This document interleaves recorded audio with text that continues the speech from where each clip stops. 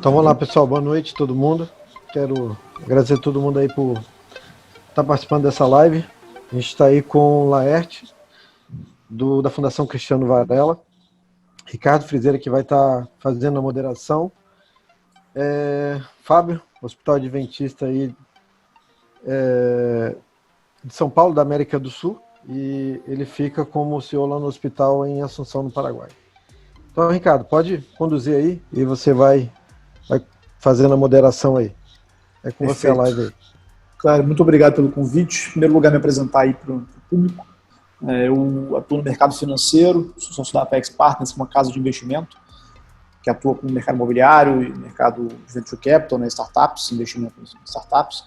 Também da Unity, no mercado de crédito, que atua com crédito de pessoa física para trabalhador de empresa privada. E, além disso, tem uma coluna, né, no jornal online Folha Vitória, que é o maior jornal aqui do Espírito Santo. Tá? Basicamente, eu vou fazer aqui, antes de passar a palavra para os nossos especialistas em tecnologia, para falar de telemedicina e do impacto, né, da tecnologia no setor de saúde, vou fazer uma breve introdução sobre o que tem acontecido com o mundo, com as economias globais, né, desde a pandemia. De maneira bem breve e sucinta, o que ocorreu é que a gente vinha no ano de 2020 com uma perspectiva muito otimista, né, ali, em especial olhando para o Brasil, a gente tinha a expectativa de que esse fosse o ano de maior crescimento desde 2013. Né? A gente passou por uma crise em 2016, 2015 e começou a ensaiar uma retomada em 2017, retomada essa que vem escorregando sucessivamente, né, desde o ano de 2017. Ou seja, a gente tinha expectativa de crescer já forte em 17, em 18, em 19, não foi o que verificou aqui no Brasil, falando de PIB, tá, de crescimento econômico. Não foi o que a gente verificou aqui no Brasil. E esse crescimento a expectativa desse crescimento foi empurrado, escorregou para o ano de 2020, né, onde até o mês de janeiro desse ano o mercado financeiro esperava que a gente ia crescer algo em torno de 2% positivo esse ano, tá, aqui no Brasil. Com a crise do coronavírus, as perspectivas mudaram e a gente tem aí o mercado falando de um range de menos 2% de crescimento a menos 5% de crescimento. Tá? Isso aí a gente pega os bancos americanos, Goldman Sachs, JP Morgan, estão falando algo em torno de menos 3,5%, menos 4%. Pega os bancos brasileiros, BTG, XP, estão falando de menos 1,5%, menos 2%. Mas um dado interessante do BTG, o BTG lançou recentemente, que me alarmou, foi que 40% do mercado financeiro brasileiro, dos players do mercado financeiro, são os investidores na prática. Né? 40% dessas pessoas aqui no Brasil, elas entendem que o PIB brasileiro esse ano vai decrescer mais de menos 5%. Então, metade do nosso mercado espera que o PIB caia mais de menos 5%. Tá? Então, na minha opinião, eu não estou tão pessimista assim, mas isso é um sinal já do porquê aconteceu o que aconteceu, por exemplo, com a nossa bolsa e com o dólar. O dólar, em especial, impacta muito fortemente o setor de tecnologia, que tem muitos custos em dólar. Né? Por exemplo, quando você vai assinar um software americano, um CRM, um Pipedrive da vida, vamos colocar, um Zap, enfim, você precisa você tem esse custo em dólar. Só um exemplo. Né? Então, isso impacta o setor de tecnologia. A gente viu o dólar saindo da casa dos 4 para a casa dos 5,50, que está fechando hoje. Né? Um impacto muito forte, subindo aí quase 40%, a bolsa caindo, a bolsa brasileira caindo em torno de 30%. Então, esse é o cenário geral que a gente se enquadra. A gente saiu lá da crise esperando a retomada, essa retomada foi escorregando e hoje a expectativa é que a gente vai decrescer algo em torno de menos 2% a menos 5%. Isso impactou muito fortemente a bolsa para baixo e o dólar para cima. Né? E aí eu sempre gosto de falar que o Brasil, a gente é um vagão na locomotiva que se chama mundo. Então, muito do que a gente observou aqui nos nossos mercados, na nossa economia, é reflexo do que tem acontecido também lá fora. Tá? Agora, a expectativa é que os Estados Unidos, em especial, retome com mais velocidade do que o Brasil. Por quê? O nível do estímulo econômico, tá? que o Trump injetou na economia americana responde a quase 10% do PIB americano. Então, é um estímulo muito forte e, por isso, nunca visto antes na história, desde a crise de 29, a gente nunca viu um estímulo financeiro de um governo tão forte, de 10% do PIB americano. Estou falando de muita coisa. Aqui no Brasil é um pouco menor com relação ao PIB, chega aí a 7% mais ou menos. Então, a quantidade de dinheiro que os Estados Unidos está injetando na economia aponta, né, para que os Estados Unidos vai retomar dessa crise um pouco antes e um pouco mais forte do que os países emergentes que têm menos condições financeiras de fazer essas grandes injeções de recursos. Então, a expectativa é que os Estados Unidos retome um pouco antes do que o Brasil. Então, dito isso, essa explanação, vamos entrar no tema aqui de hoje, que é tecnologia no setor de saúde. A gente tem ouvido falar muito de telemedicina, né, dos avanços da telemedicina, e a gente está aqui com especialistas no assunto. Então, eu queria primeiro passar a palavra para o Clério, fazer uma introdução geral, antes da gente entrar aqui nas perguntas, mas eu queria entender, Clério, como é que você tem enxergado o impacto da tecnologia no setor de saúde? O que tem, de maneira geral, o que tem acontecido no setor de saúde com a crise, a necessidade de acelerar essa digitalização, essa transformação digital e o uso de novas tecnologias desde que a crise do coronavírus foi deflagrada. Como é que você enxerga isso? O que a gente percebe, na verdade, nesse setor hospitalar, que essa transformação digital meio que forçada, ela obrigou os hospitais a se adaptarem a essa mudança, a essa nova realidade, mas é um setor extremamente regulamentado, né? Por ser um setor muito regulamentado, e a gente consegue perceber que, de uma certa forma, principalmente os players privados, estavam melhor preparados para essa situação. O que a gente acaba percebendo, de uma forma geral, acho que a rede pública, ela até como ela consegue gerir o recurso, o dinheiro, e como que isso chega até a ponta final, acaba sendo uma dificuldade maior em aplicar o recurso a que se destina finalmente. Então, a nossa percepção com o mundo privado é diferente, que eu acho que os hospitais estavam mais preparados para essa transformação digital, né? Essa transformação de uma forma abrupta. Mas, claro, a gente está percebendo que estão sendo impactados com a receita, né? Apesar de estar uma receita crescente, mas eu estava até conversando com a Laerte, ela não entra imediatamente no caixa, né? Então há uma previsão de receita muito recorrente, muito crescente, mas ao mesmo tempo um risco de inadimplência, de como que isso vai de fato impactar daqui 2, 3 meses na conta dos hospitais, né? Então essa é a minha visão. Acho que os especialistas maiores aí são o Laerte e o Fábio, que vivem dentro do hospital e tem esse dia a dia mais na veia do que a gente que sente só o braço de tecnologia, né? Acho que é bacana entender como é que os hospitais estavam preparados, né? Nível de maturidade dos hospitais antes da crise e o que mudou agora com a crise. Como é que a crise acelerou esse processo? Os hospitais já vinham no investimento constante, né? A gente percebe principalmente em tecnologia. Então, a transformação, na verdade, ela não acelerou nada, pelo menos no mundo de tecnologia, de TI, de segurança da informação, que é o nosso braço, de uma forma imediata. Os hospitais já estavam, de uma certa forma, preparados para a transformação digital, já era uma necessidade da cadeia como um todo. Então, o que apenas a gente percebeu foi uma aceleração de home office, né? Então, o que deu para colocar em home office, então isso acelerou. Mas em termos de tecnologia, a gente não teve nenhuma transformação drástica que, vamos dizer, uma corrida para transformar para o mundo digital. Os hospitais já estavam nessa necessidade já há algum tempo, já com investimento constante. Queria ouvir do lado dos hospitais, aí, do Fábio e do Laerte, como é que eles enxergam esse avanço, essa mudança. Eu vou falar o seguinte, eu queria... Essa fala do Clério agora algumas coisas eu concordei, outras coisas eu penso um pouquinho diferente, mas não foge muito do contexto, tá? O que acontece? A palavra transformação digital nos últimos 2 anos, elas acabou se tornando um clichê, né? Eu não sei se vocês perceberam aí que algumas palavras se tornaram um clichê, como blockchain, transformação digital, o que mais? IoT, tem uma série de palavras aí que são coisas atuais, mas que para muitos ainda não é uma realidade e o pessoal continua levando isso na superficialidade. Então, falando da saúde, né? Eu participo da ABCIS, né, que é a Associação Brasileira de CIOs em Saúde. Inclusive, hoje de manhã nós tivemos uma live também falando sobre telemedicina, juntamente com alguns especialistas que são doutores, né? O próprio Ricardo da Cisco estava junto, estava a Lília da Beneficência Portuguesa, o Cleiton, né, que tem uma experiência muito grande, e a gente discutiu muito esse detalhe também. O que acontece? O pessoal da TI, no geral, o pessoal da TI puxa a fila naturalmente, né? A TI sempre quer o melhor, né?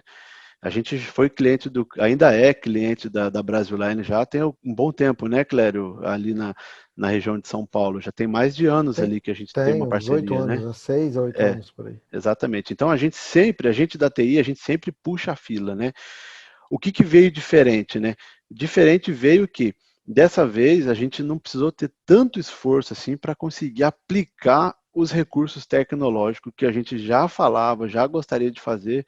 Isso partiu de top-down, né? Já veio da diretoria, já veio do board, já veio de cima, porque, assim, os hospitais, na minha opinião, eles não estavam, ou melhor, não vou falar generalizando os hospitais, eu estou falando do cenário Brasil, tá? Eu estou aqui 9 meses em Assunção, no Paraguai, eu tenho uma visão um pouquinho diferente daqui, do cenário daqui, comparado com o Brasil, né? Mas no Brasil, os hospitais a grande maioria ainda não estava preparado para isso que viria, né?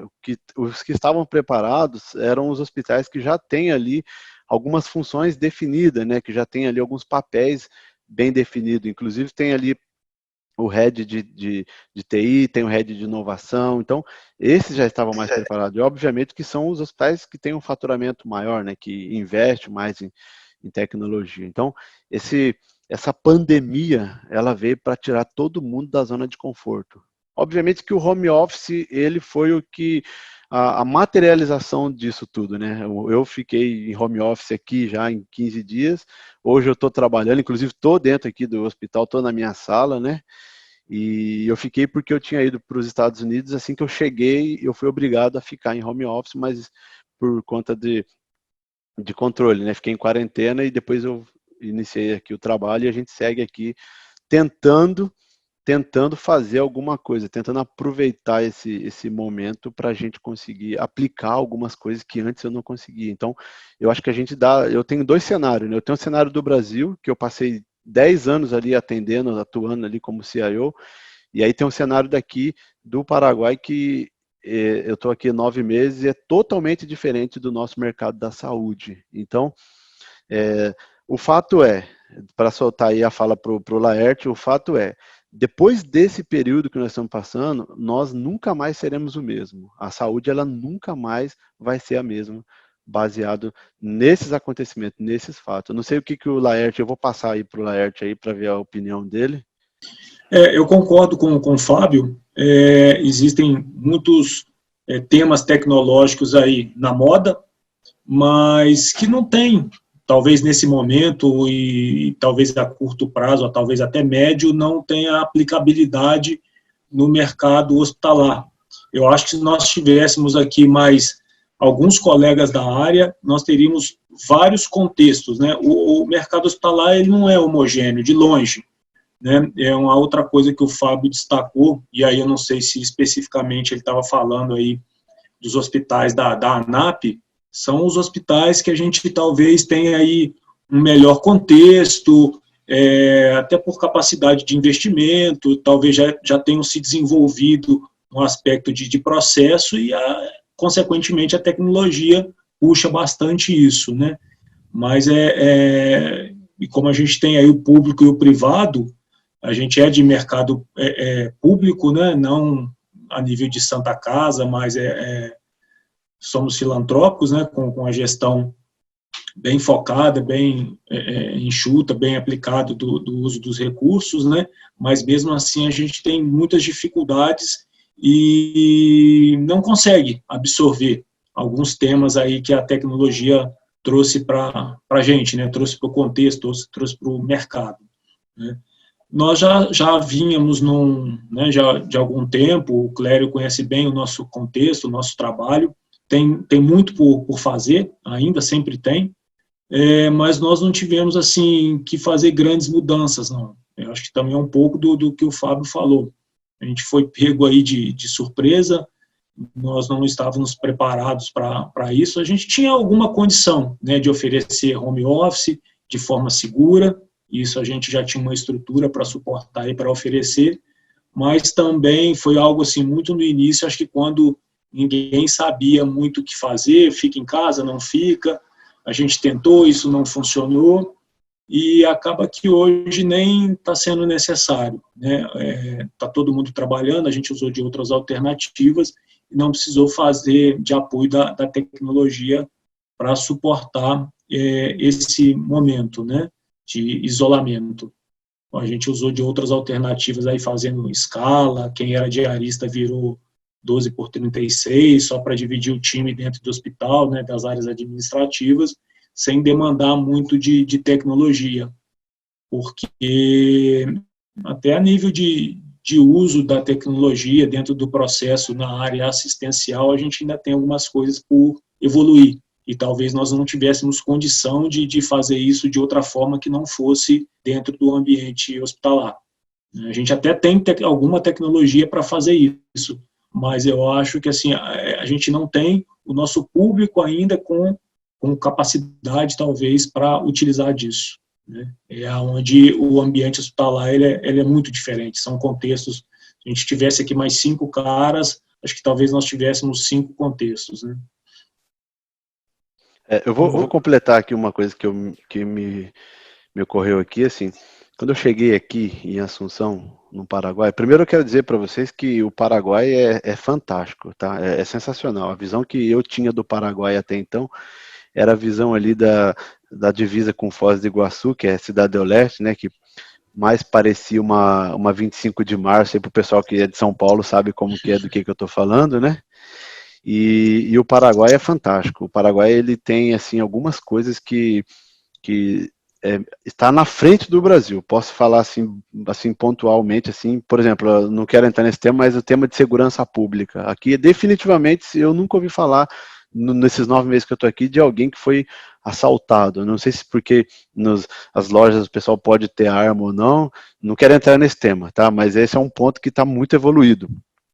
O outro tema, a própria área da saúde, me surpreendeu saber o seguinte: os hospitais públicos aqui, né, que eles pertencem ao IPS, que seria o nosso SUS aí no Brasil, todos os hospitais que pertencem ao IPS, eles já possuem o prontuário eletrônico único, integrado. Olha que coisa legal, né? Se você passa no hospital aqui em Assunção, e depois você passa lá em Cidade do Leste, o seu prontuário já está ali com o seu exame, a sua tomografia, tudo que você fez já está ali na tua história clínica. Isso é lindo. É claro que não dá para comparar com o Brasil, né? Porque o Paraguai tem 6 milhões de habitantes, né? Nós temos 12 milhões na capital paulista, então não dá para comparar, obviamente, né? Mas esse trabalho de unificação de prontuário, né? O Jackson Barros, que hoje é o diretor do DataSUS no Ministério da Saúde, que inclusive é meu amigo pessoal, ele já começou a fazer esse trabalho lá também, né? Aí no Brasil também, né? Agora, por questão política aí, deu uma interrompida, por questão da pandemia também interrompeu um pouquinho, mas ele tem um projeto assim maravilhoso com relação a essa unificação. Então, algumas coisas do Paraguai me encantaram, mas ao mesmo tempo, em contrapartida, eu confesso para vocês que quando eu cheguei aqui, eu tive a sensação de que eu tinha voltado, tecnologicamente falando, tá bom?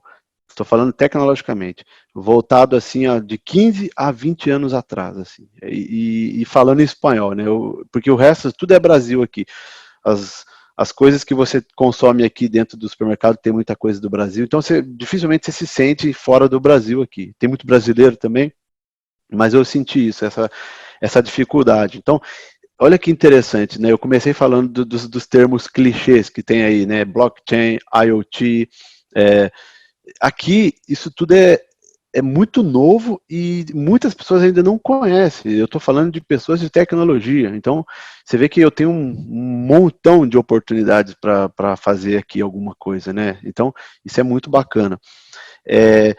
essa questão da telemedicina. A gente ainda nem entrou no tema da telemedicina, né? Nós estamos aqui pelas beiradas aqui, conversando um pouquinho o que os hospitais, o que a saúde foi obrigada a mudar e tal.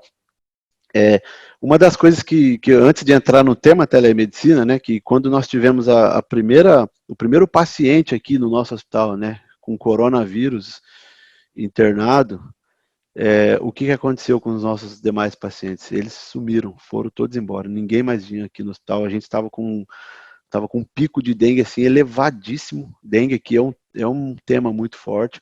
E os pacientes se foram, sumiram, não vinham mais e ficavam em casa com dengue, mas não vinham por quê? Porque tinham medo, né? E o medo é uma coisa que aí no Brasil, agora o pessoal está arriscando um pouco, sair um pouco, mas a gente ficou com muito medo, né? E eu lembro que numa das reuniões estratégicas, para a gente conseguir fazer alguma coisa, eu já estava com mais do que nunca com o assunto de telemedicina no ar, porque é o momento, né?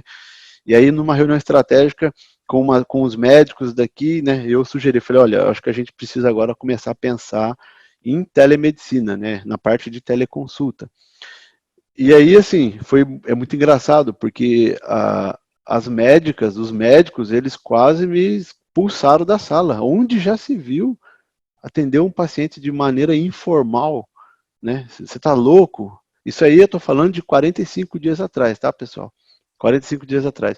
Que é pra gente medir como uma situação global pode forçar uma mudança, uma transformação digital, né? Você tem a transformação digital por decisão, você tem a transformação digital por oportunidade, e você tem a transformação digital por obrigação, por goela abaixo, vou dizer assim, né? E aí, depois de 45 dias, né, eu falei, tá bom, desculpa, né, só uma sugestão, no Brasil já está fazendo isso, tá diferente e tal. Não pode, tudo bem. E aí eu fiquei pensando, que estratégia a gente vai tomar aqui para a gente conseguir alcançar os nossos pacientes, atender, até porque nós somos filantrópicos também no Brasil, tá, Laerte? Assim como vocês, eu sei exatamente a dificuldade que um hospital filantrópico passa aí, porque tem que fornecer aí o atendimento, né, uma porcentagem para o SUS, né, para a parte do município. Então, realmente, e a tabela do SUS, que é a SIGTAP, ela é absurdamente baixa, a gente sabe disso, né? Tanto que a maioria dos hospitais que são 100% filantrópicos vive de emendas parlamentares, eu sei disso também.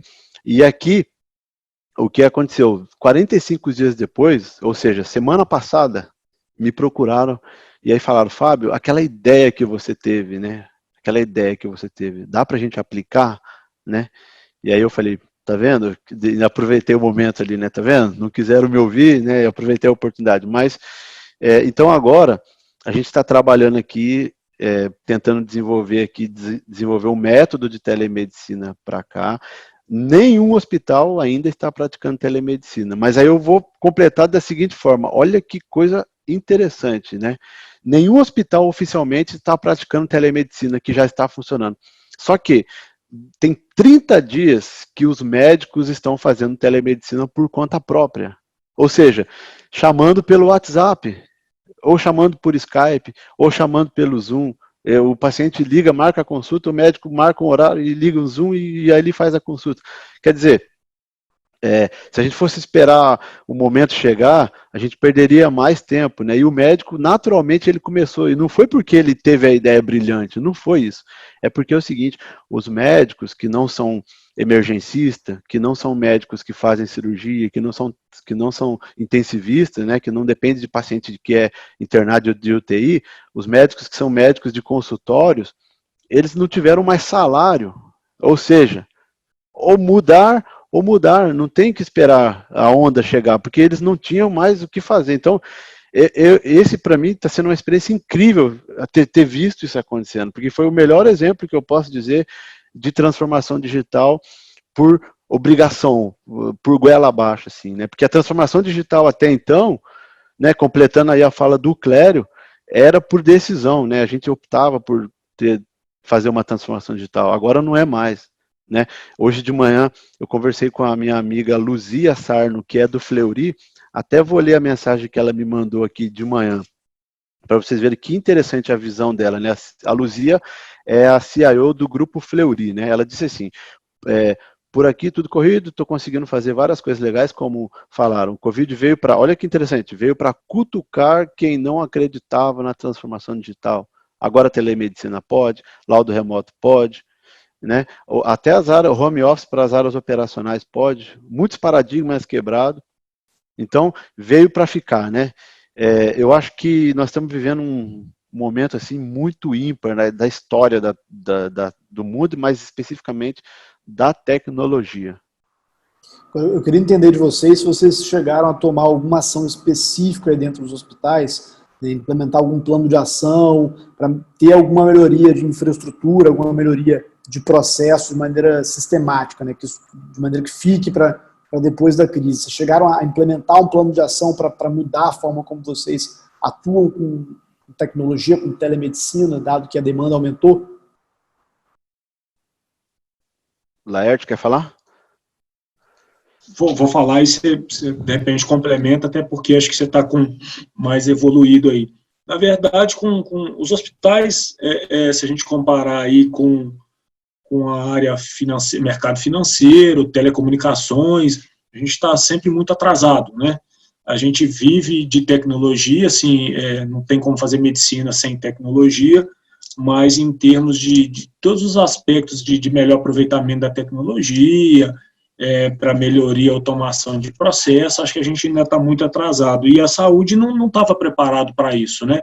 Essa questão da telemedicina já vinha sendo discutida há algum tempo, o CFM sempre muito reticente, cheio de vírgulas, de parênteses, e aí agora na crise, ainda que temporário, regulamentaram alguma coisa aí para suportar a telemedicina, né? Como o Fábio disse aí, a questão da necessidade fez o pessoal pular. Para a gente, aqui na Fundação, né, no Hospital do Câncer, a gente não conseguiu ainda entregar uma solução, porque a gente está vendo muita oferta no mercado, mas essas ofertas não estão indo de encontro com uma necessidade, uma visão do processo, do atendimento como um todo. Às vezes a gente fala da telemedicina e pensa sempre no aspecto da conectividade, né, da interação do paciente em algum lugar com esse médico dentro de um hospital, no seu consultório, enfim. Só que a consulta ela não gira, isso é o final, é o processo dela, mas ela tem, você pode até fazer uma telemedicina para um atendimento SUS, mas eu te confesso que eu não sei nem como seria, se daria, ou se tem meios para efetivar essa cobrança. Talvez do ponto de vista mais de um particular e convênio, isso seja mais viável, mas a nível de processo isso não está estruturado, eu não consegui encontrar uma solução que abrangesse isso, ainda estamos procurando. Solução de conectividade tem um monte, né? Mas assim, como viabilizar para que em todos os níveis de conhecimento e utilização da tecnologia, todos os pacientes consigam alcançar isso. Não dá para ofertar uma solução que o cara na ponta lá precisando no médico, mas o que é isso que eu uso para falar com o doutor? Né? Como é que eu vou efetivar que esse paciente ele tem lá pelo convênio dele condição de ser atendido? Como é que vai ser a questão da prescrição? Enfim, isso não estava preparado, né? Então, eu tenho visto muita oferta de solução, mas acho que sempre pensando na conectividade, mas não pensando no processo como um todo, né? E a gente não conseguiu avançar. Uma coisa semelhante que ocorreu com a gente é que essa questão partiu dos médicos, por uma visão de queda de receita, eles já se manifestaram, opa, vamos fazer alguma coisa, eles viram, olha, né, eles só vivem de produção, e se o paciente não vem, não vai ter receita. Mas, assim, a nível de tecnologia tem muita coisa, mas a gente ainda não conseguiu fechar isso, uma solução para o processo todo. Perfeito, Laerte. Eu complemento da seguinte forma. Isso veio e fez com que várias empresas surgissem, várias startups surgissem. Então, essa pandemia ela vai matar um monte de segmento, um monte de empresa, mas ela vai fazer nascer um monte de outros segmentos, né, de várias outras formas de trabalhar. E aí, já começando a colocar o pé no assunto telemedicina aqui, né? Primeiro que para a telemedicina acontecer legal, você precisa do Clério ali, da Brasiline ali para te suportar, né? Porque você tem que ter uma pavimentação ali, você tem que ter segurança, você tem que ter conectividade, você tem que ter você tem que ter um bioma muito grande ali para suportar a telemedicina, né? Então, daqui a pouco o Clério vai comentar um pouco ali de como que ele pode apoiar, né? Eu estou falando como um cliente que já fui e sou ainda, né? Porque ainda atende o nosso grupo, apesar de que aqui no Paraguai não temos nada junto, mas nós tivemos aí por 8 anos aí em São Paulo. Então, assim, a telemedicina é uma palavra mais falada no jornal, né? Assim como a saúde hoje passou a ser o foco de todos os assuntos dos jornais, e a telemedicina ela veio junto por conta do home office, né? As palavras fortes hoje é o quê? Além de presidente, né? De saída do ministro Sérgio Moro, hospital, coronavírus, telemedicina, home office, né? Acontece que a telemedicina ela é muito mais ampla do que o que a gente tem falado, que todo mundo fala, que é, na verdade, um braço só da telemedicina, que é a teleconsulta, né? A telemedicina é muito ampla, é muito mais do que isso, né? É que a telemedicina, quando você fala de telemedicina, ela se resume em teleconsulta, né? É igual o meu avô, se você perguntar para ele, avô, que carro que você teve primeiro? Ele falou, eu tive um Volks. Ele está falando de um Fusca, todo mundo sabe disso, né? Na verdade, a telemedicina, ela é telemedicina, ela é telelaudo, telediagnóstico, telemonitoramento, tem um monte é um bioma muito completo. E aí tem a teleconsulta, que representa assim, uma fatia muito pequena comparado com as outras coisas da telemedicina. No Brasil, hoje a telemedicina já é uma realidade, não é de um ano para cá, não é quando o Conselho Federal de Medicina, o CFM, aprovou. Ela já é uma realidade, né? O fato de eu ter na minha UTI os monitores multiparamétricos e todos eles conectados na minha rede e apresentando para o médico ali no posto de enfermagem uma tela consolidada de todos os parâmetros, aquilo já é telemedicina. Né? O fato de você fazer uma tomografia e mandar o seu exame de imagem para um radiologista que está lá em Recife, na praia ou no hotel, não importa, e ele vai lá, acessa o sistema e lauda remotamente, que é o telelaudo, já é telemedicina, isso aí já está fazendo, já está sendo feito, né? O grande polêmico disso é a teleconsulta, né? O que o CFM hoje ele liberou temporariamente foi a teleconsulta, né? Uma das coisas que ele liberou na telemedicina foi a teleconsulta. Antes, a teleconsulta era liberada, só que ela tinha umas regras, né? A teleconsulta antes, para você ter uma teleconsulta, você tinha que ter um médico aí desse lado, um especialista, e aqui junto comigo, que eu sou o paciente, eu tinha que ter um outro médico também, né? Então, quer dizer, estou com um problema no coração, estou passando aqui com o clínico geral e ele precisa de um apoio mais técnico. Aí ele chamava um outro médico, um cardiologista, aí tinha telemedicina. Essa é a telemedicina que o CFM tinha como liberado. Mais e aí, especializado, né? Exatamente. Era sempre um apoio mais especializado. Exatamente. Aí depois disso, o que aconteceu? Né? Um montão de gente fomentando e fazendo e telemedicina, e as empresas tentando e fazendo, e as empresas já fazendo, né? Os prontuários eletrônicos assim, vazando aí pelo WhatsApp afora dos médicos aí, hospitais de nome, né? Isso aí já era telemedicina informal, né? Ou ilegal. E aí depois disso o CFM se reuniu lá e chancelou a telemedicina. Foi muito legal, né? Eu comemorei junto essa chancela. Só que aconteceu 5 dias depois, uma semana depois, juntou aí alguns médicos. Eu não tenho medo de falar que são médicos inseguros e são médicos arcaicos, tá bom? Nesse ponto eu sou polêmico, não tenho medo de falar. Os médicos inseguros e os arcaicos, eles se juntaram e criaram ali uma assinatura geral de todo mundo, dizendo que são contra a telemedicina, e aí levaram lá para o Conselho Federal, e aí eles voltaram atrás, né? Foi um passo atrás, assim, que foi muito mal, né? E agora tivemos que esperar a Covid-19 chegar e a pandemia, o pessoal ficar tudo em casa, o paciente não ir para o hospital, para os nossos médicos inseguros e arcaicos conseguirem saber que dependemos da telemedicina. entende? Então você vê como que as coisas são, né? Como que o meio ele influencia nessa questão, como que a transformação digital chegou. Aí se a gente baixar um pouquinho, pode falar, Clério. Tem muita, só comentando aqui, tem muita reserva de mercado na medicina, né?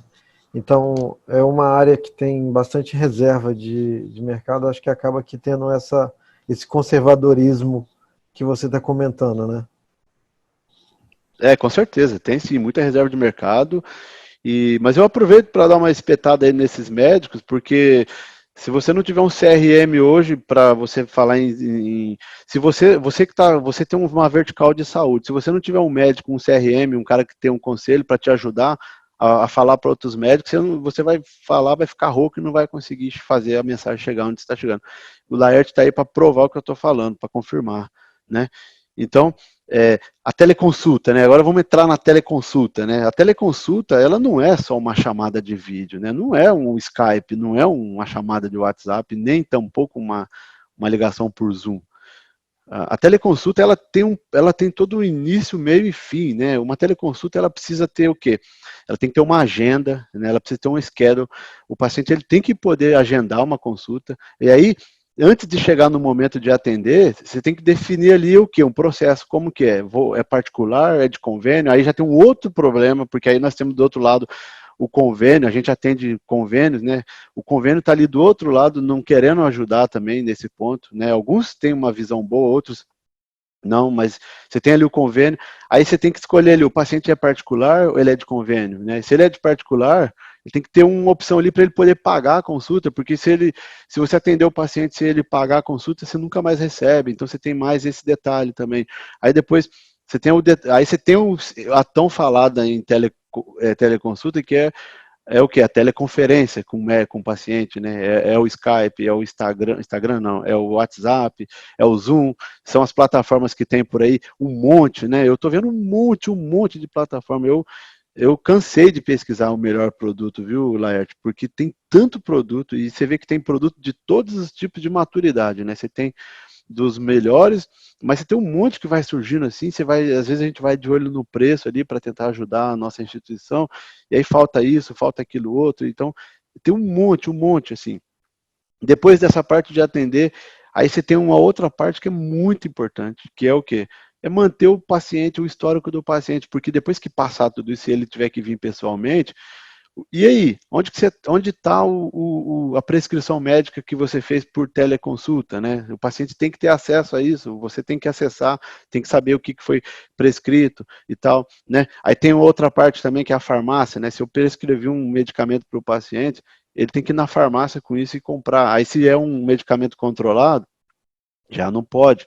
Né, se for um medicamento, um psicotrópico, né, que são medicamentos que causam dependência, já não pode comprar. Então, tem ainda algumas maturidades para serem, algumas barreiras para serem quebradas nesse bioma, né, nesse universo de coisa que é a telemedicina. O que eu queria entender se vocês enxergam que essas mudanças que a gente está vivendo agora com o coronavírus, elas é uma tendência que vai continuar depois da crise, se a gente vai continuar indo nesse sentido de mais adoção das ferramentas da telemedicina, ou se vocês acham que é uma questão pontual e que depois isso vai ser revertido, o próprio Conselho Federal de Medicina vai voltar a barrar a telemedicina, enfim, como é que vocês enxergam isso? Eu acho que eles vão tentar barrar, mas eles não vão conseguir, tá? Porque nós estamos nesse confinamento e nós estamos nada mais do que sendo treinados para viver dessa forma de home office, de telemedicina. Então, vai haver sim alguns cortes assim pelas beiradas, eles vão tentar barrar, com certeza, mas eu acredito que eles não vão conseguir. Nós estamos fazendo, é uma ida sem volta, né? O mundo ele não vai ser mais o mesmo. E na saúde, tudo que está sendo adotado agora está sendo aperfeiçoado. Então, está acontecendo melhores práticas, está acontecendo um monte de coisa positiva que eu acho que, ainda que eles queiram retirar essa chancela, eles não vão conseguir. Vai ser uma briga boa aí, viu, na minha opinião. Como é que você eu pode acho, falar mais? Eu acho também assim, o CFM, os médicos de uma forma geral são muito fortes, né? São muito unidos. Eu acho que pode ser que realmente sim, ainda vai haver uma resistência, mas a necessidade aí provou, né, que é possível fazer, merece revisar muita coisa, regulamentar muita coisa, mas eles vão ser pressionados, né, como disse o Fábio. E outra, se eles não concordam, eles vão oferecer o que em contrapartida?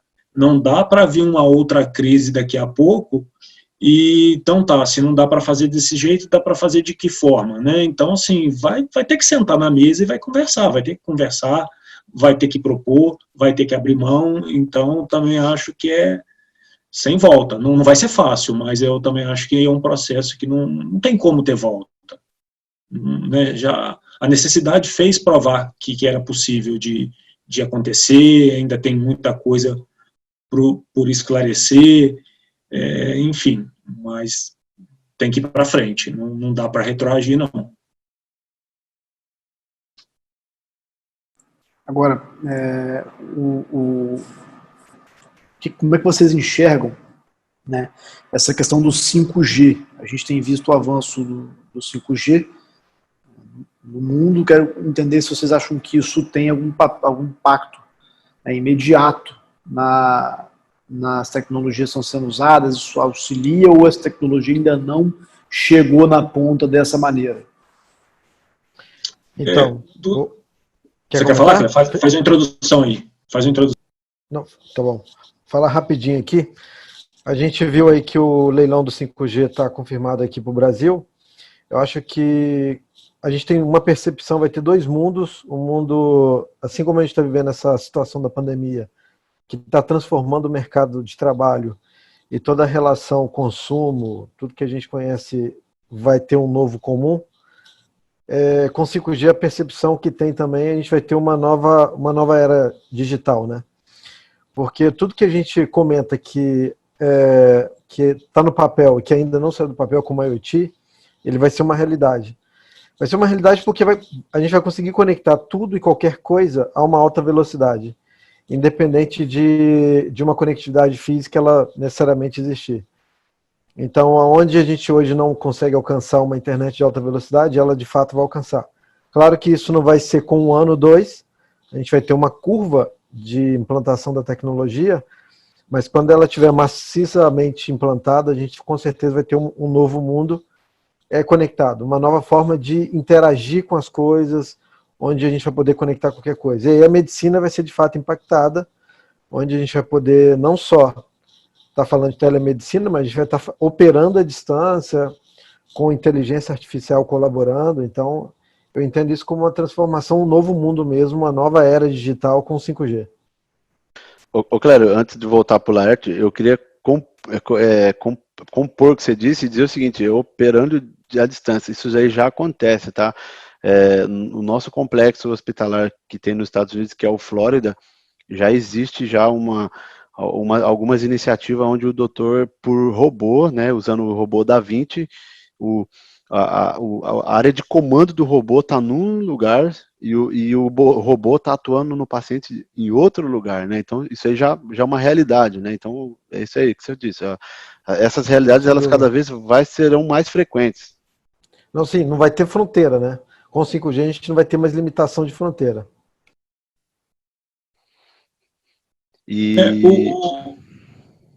Não, pode finalizar. Não, pode ir. Eu ia falar, mas aí eu falo depois de você. Tá. Assim, a última vez que eu escutei o ministro, né, de Ciência e Tecnologia, realmente ainda estava na previsão do leilão para definir, mas ainda era alguma coisa bem à frente em termos de data, né?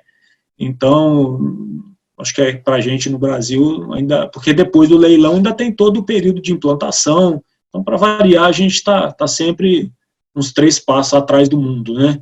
Mas o que eu acho que é importante é a gente ter em vista aí o que é necessário para a gente ir se preparando para receber, porque não dá para o dia que a tecnologia chegar, a área de saúde não tem esse dinheiro todo para vestir essa camisa, né? Então, a gente precisa ir se adequando, né? O que o Fábio falou aí do do robô, mesmo a gente aqui no interior, a gente tem dentre as inúmeras salas cirúrgicas que a gente tem no hospital, mas a gente tem uma que a gente chama ela assim ela é chamada de sala inteligente, né? Que realmente ela tem um aporte tecnológico muito grande. E o complemento para o ápice dessa sala seria só realmente o robô. Então, assim, estou exemplificando isso no sentido, assim, acho que os hospitais precisam ir caminhando, se preparando e fazendo investimentos em dose homeopática, talvez, né, para o dia que isso chegar, e aí é só a tecnologia que vai viabilizar aí essa comunicação, vai acelerar esse processo, né, mas se deixar, acho que para fazer tudo de uma vez lá na frente, talvez vai ficar algo um pouco mais difícil, né, de atingir, né. Mas é inevitável. Acho que isso aí, o que a gente ouve da tecnologia, realmente vai ser uma transformação muito grande. Eu particularmente não consigo opinar muito com relação ao 5G, mas eu posso dizer que eu espero muito que isso se consolide, que chegue mais rápido, né? A gente precisa muito disso, né? Se você arriscar fazer hoje aí uma videoconferência pelo WhatsApp com a tua família aí, usando 4 pessoas, você vai ter aí um delay, um gargalo, e nunca na história, eu acho, do WhatsApp ou do Zoom e das outras ferramentas de videoconferência, elas foram tão utilizadas, né? Então, mais do que nunca a gente precisa mais rapidamente disso. Eu sempre dou um exemplo, né? Eu tenho hoje um iPhone que a bateria dele eu tenho que carregar todos os dias, né? Eu carrego ele todo dia à noite, acordo de manhã, tiro e uso o dia todo. Às vezes durante o dia eu tenho que carregar de novo. Mas se eu pegasse essa mesma bateria aqui e colocasse ela num StarTAC, aquele lá atrás que a gente tinha, aquele Motorola lá, quanto tempo será que ia durar, né? Quer dizer, então com o avanço da conectividade, da conexão da velocidade, também vai crescendo a demanda e a utilização, né? Então, o StarTAC lá atrás era só telefone e torpedo, né? Hoje eu tenho meu computador, né? Eu tô usando um computador agora, eu podia estar usando meu celular. Então, eu acredito que vai chegar e é necessário, ela tem que vir mesmo, tem que agilizar esse processo e logo mais essa velocidade de 5G ela vai ser preenchida com um monte de coisas que tem hoje de projetos já parado para avançar. Vai complementar, né, Fábio? Ela vai vir para somar, né, e Para viabilizar somar, isso com certeza, de forma com mais certeza. intensa, né? Com certeza. Eu também tenho essa expectativa também. Queria ouvir um pouco do Clério, que acabou aqui a rodada de perguntas. Entender se ele quer receber pergunta da plateia, como é que... Não, para mim tá ótimo aí, o conteúdo tá excelente, Ricardo. Acho que a gente conseguiu explanar aí todos os assuntos aí. Vou deixar à vontade para você comentar aí, Fábio e Laerte, algum assunto específico que a gente não abordou, alguma coisa adicional que vocês têm percebido com essa pandemia, o resultado disso tudo depois, né? A gente vai ter que sair às ruas, o comércio vai ter que reabrir, a gente tem algumas datas já meio que definidas aí, né? Para isso começar a acontecer, a gente sabe que vai acontecer em etapas, de alguns estados já abrindo. Enfim, o que vocês percebem depois disso tudo aí? Qual que é o papel do hospital? Eu sei que vocês são muito críticos e não podem parar, né? A gente é crítico, não pode parar, mas ao mesmo tempo a gente tem que tomar um cuidado danado aí, tremendo aí para emitir essa opinião, né? Porque no geral, o profissional de saúde, se você perguntar para ele, fica em casa ou sai para trabalhar, né? O profissional que está aqui no dia a dia, aqui suando, né? Diretamente com o paciente aqui usando máscara, né? A gente aqui, ó, é obrigado a usar máscara. Eu tirei a máscara aqui agora só para a gente conversar um pouco, mas se entrar alguém na minha sala aqui, eu tenho que ficar aqui com máscara aqui. É um negócio louco, assim, parece que eu estou vivendo um negócio doido, né? Mas o que acontece? Eu acredito muito que, é opinião minha pessoal, tá? Eu respeito demais os profissionais de saúde. Eu tive, infelizmente, a gente acompanhou aqui alguns casos, né? Um paciente entrou aqui, infelizmente, não saiu mais, né? Então, não é para subestimar o vírus, não é para você achar que mentira, é uma gripe, não é isso. De fato, não é. Né? De fato, se fosse isso, os médicos seriam os primeiros a serem mais relaxados, mais à vontade com relação a isso. Então, não é. Isso eu quero deixar bem claro que não acredito que seja uma gripezinha comum, que seja não tem problema, ainda que é uma periculosidade somente para os pacientes respiratórios e os idosos, já serve para a gente ficar com medo, né? Não é como alguns dizem. Só que em contrapartida, na minha opinião, a maior pandemia que nós estamos tendo é a pandemia do desemprego, a pandemia não vou nem dizer a fome, que a gente acho que não chegou nesse momento ainda, né? Até porque o governo aí está fazendo o que pode, aí, tentando aportar aí uma ajuda aí para o pessoal de maior vulnerabilidade financeira, mas pior do que a pandemia é a histeria. Então você tem de um lado um extremo dizendo que tem que ficar em casa, lockdown, você tem um extremo dizendo que tem que parar tudo e trabalhar, sair normal. Mas assim, nesse meio assim, falta um pouco de equilíbrio, entendeu? Falta um pouco de equilíbrio. Tem como fazer duas coisas ao mesmo tempo, de uma forma equilibrada. Não é assim. Se ficar em casa, né, um ditado antigo, né? Se correr o bicho pega, se ficar o bicho come, né? É assim que é o ditado. E a gente tá mais ou menos nessa aí, né? Hoje, para você emitir uma opinião, assim como eu tô falando, não sei se o Laerte vai chamar o negócio pelo nome aí, mas você tem que ter muita coragem, cara, porque você vai receber aí um monte de crítica, né? Eu postei um negócio dia desse no Instagram, no LinkedIn aí, o pessoal se degladiou ali de uma forma assim absurda. Então, não estou querendo entrar em termos políticos, tá? Não quero entrar nessa parte política, por isso eu estou dando a minha opinião pessoal, até onde eu tenho liberdade para expor o que eu penso, o que eu acho, né? E assim, diferente de qualquer outra pessoa, eu estou vivendo dentro de um ambiente hospitalar, a minha irmã é enfermeira, né?